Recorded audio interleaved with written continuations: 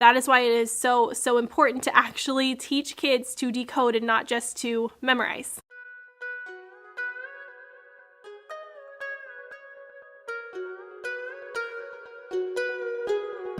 Hi Sweet Friend, welcome back to my channel. My name is Maylene Call from Mrs. Call's Campers. If you're new here, I am a kindergarten and first grade teacher in Northern California.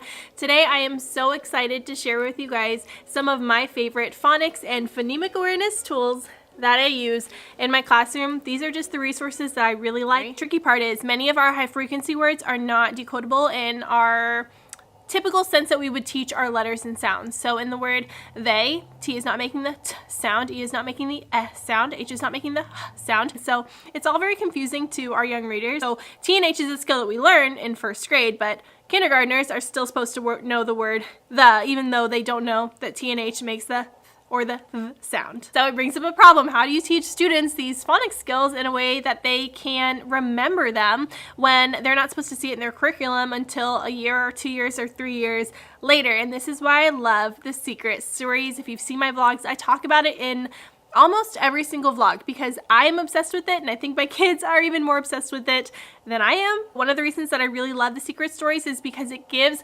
students all of those little pieces that they need so they can actually read the word. And not only can they read the word they, but they can also read other words that have all of those different pieces in the word itself too. And whenever a tricky part of the word comes up that we don't know, there is usually a secret attached, which is why I love using the secret stories. This is my first year using secret stories. It has completely changed the game for me. Completely. I cannot tell you how much my students love learning about the stories. So if you see those posters up there, those are our secret stories. This is the secret stories book. It has lots of information.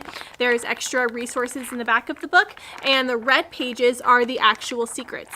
I'm going to show you on flashcards because it's a bit easier. This is the traditional set. It's on red, and that matches what's in the back of the book. She also has a set of red posters, which are her original posters. I have the decorative square posters, but I do have my secret stories posters all displayed up at once. They go across this whole back wall, except for our vowels that go above our normal alphabet that we have in our classroom. It's really important that you have all of the secrets up at one time versus just displaying one. Your kids need to be able to have access to them at all times from anywhere in the room. That is going to be way more beneficial than teaching one secret or two secrets a week and having them put up on your board. They need access to the secrets all of the time. And it's also really helpful because if you randomly come across a word that has a secret in it, the poster is already up, it's already there, the kids have been seeing it, some of them might even ask about it. What is the secret behind this one? Or can you tell me about this one, which has happened to me before too? One of the points that Katie makes when she talks about the secret stories and why they work so well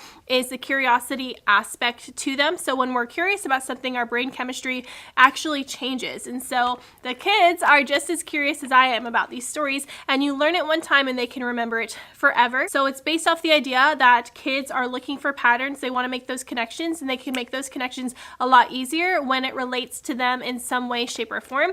So all of her stories are stories that kids can relate to and kids can understand, and that's why they can remember them so well. So one of the first ones that I started off with was TH. I'll show you what it looks like on my wall. By the way, these are the flashcards, and they have the stories on the back if you are going through them really quickly with your kids.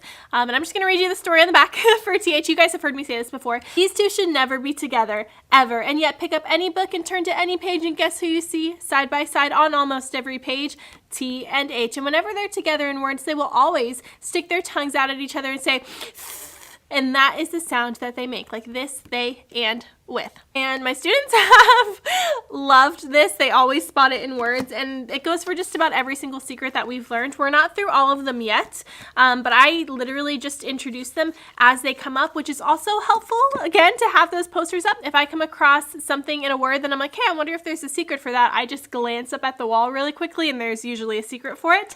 And she color-coded the book so that all your secrets are in red. So I make a big deal out of it. I open up my book, I flip to the secret, and I read it to them right then and there. We find the secret up on the posters up here, and then for the rest of the day they're finding it everywhere they look. So it's really, really helpful. I love the way that she has it organized, and this is my teacher tool for the secrets. Again, it has a lot of information about them and why they work so well. There's lots of evidence-based references in the back of the book as well. So the stories are really easy to teach, and the posters are really important because it helps make that connection in their brain. And even me, I can look at some of the secrets without knowing the story, and I can know the story based off just looking at the visual cues on the card. So for example, W and H, when they get together, they're always playing and running and they get out of breath. W and H make the sound. Another one, AU, AW, they're in love. You can tell by the hearts. It's very, very easy for the students, and they remember them so easily. And it has made my life this year so simple. I wish this is something I had from my very first year teaching. I love them, love them, love them. The other thing I want to mention is that this is not a curriculum. You can use it with whatever your school gives you. Whatever curriculum that you have, you can use it with it. It is not a curriculum. It's just something to supplement, and it gets them learning those tricky phonics skills a lot quicker.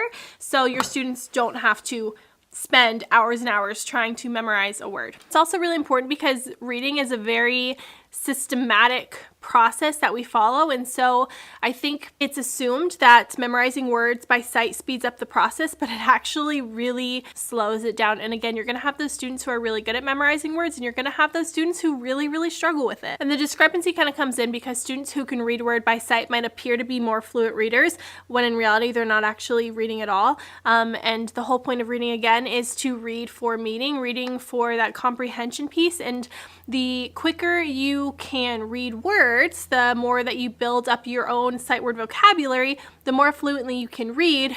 Therefore, the more meaning you might get out of it, but it's not true for those visual readers all of the time, and they can really struggle later on if they're just trying to memorize all of these sight words. And I've heard so many stories of parents who have children that did really well in the early years of school because they just memorized so many sight words, and then they struggled when they got to 4th grade, 5th grade, even 6th grade when it comes to reading. And so that is why it is so important to actually teach kids to decode and not just to memorize. Because over time, students who can decode just get faster and faster at it, and yet they've built such a large skill set that's going to help them in anything that they read. And the learners who have just memorized everything for whatever reason it might be, whether a teacher was asking them to do it or they did it naturally on their own and just didn't learn those skills that they needed, they're eventually going to slow down and struggle. So that's what we're trying to avoid. That's why we map our sight words. That's why I use the secret stories. Like I said earlier, the sounds we normally teach our letters making, like T says T and H says H,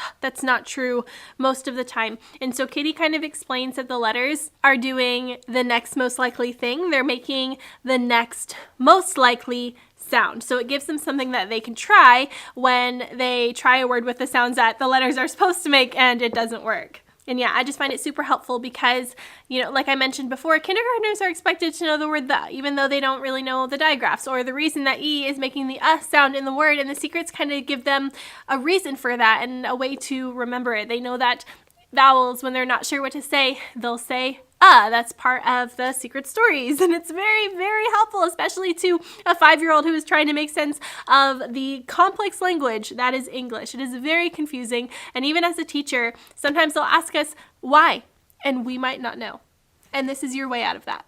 I could talk for hours on the secret stories. Again, I've just started implementing them this year, and I am absolutely obsessed with them.